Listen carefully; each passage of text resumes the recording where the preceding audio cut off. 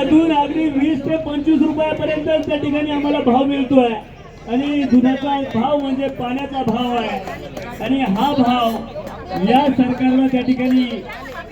विनंती करते आहेत शेतकरी मंडळी की तुम्ही आज राज्यकर्ते आहात, अरे बाबा थोडस डोळ्याला पाणी येऊ द्या शेतकऱ्यासाठी, तुम्ही काहीतरी करताय त्या ठिकाणी बहीण योजना लाडकी बहीण योजना आणली आणि त्या बहीण योजनेमध्ये देखील त्या ठिकाणी बहिणींना देखील नाराज केल्याशिवाय तुम्ही राहणार नाहीत हे 100% या ठिकाणी आम्ही सांगतोय, कारण त्याच्यामध्ये जाचक अटी टाकलेल्या आहेत, त्याला त्या ठिकाणी